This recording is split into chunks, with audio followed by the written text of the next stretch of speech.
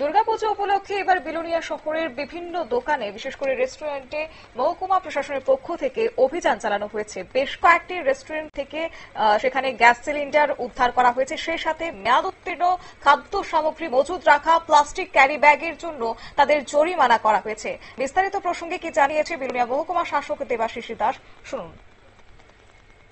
Maintain করে proper product use করে কিনা সেগুলি চেক করার জন্য আমরা food safety officer, food inspector, আমার সাব ডিভিশনাল অ্যাডমিনিস্ট্রেশনের পক্ষে ডিসি, আমি পুলিশ প্রশাসন সবাইকে সঙ্গে নিয়ে আমরা বেরিয়েছিলাম। এখন পর্যন্ত 4টে দোকানে আমরা ভিজিট করেছি।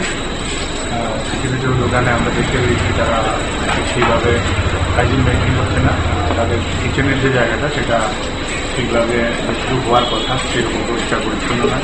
কিছু কিছু জায়গাতে এক্সপিরি গুডসেরও আমরা পেয়েছি, ব্যবহার করছে না হলো তাদেরকে ডিস্টার্বশীল।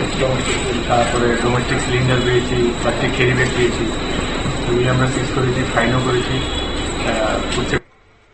অবশ্যই এদিনের এই অভিযানে সেখানে মহকুমা শাসক ছাড়াও সেখানে উপস্থিত ছিলেন ডিসিএম সঞ্চয়শীল, খাদ্য দপ্তরের আধিকারিক সহ বিলোনিয়া থানার ওসি শিবরঞ্জন দে সহ বিশাল পুলিশ বাহিনী। তবে প্রশ্ন হচ্ছে, বিলোনিয়া শহরের প্রশাসনের পক্ষ থেকে বিশেষ করে দাবি করা হয় যে বারবারই তারা মেয়াদ উত্তীর্ণ খাদ্য সামগ্রী কিংবা প্লাস্টিক সেখানে যেন ব্যবহার না করা হয় তা নিয়ে যথারীতি অভিযান চালায়, কিন্তু তারপরেও কেন রাশ টানা যাচ্ছে না, কোথায় রয়েছে গাফিলতি, যার কারণে এবার প্রশ্ন কিন্তু উঠতে শুরু করেছে।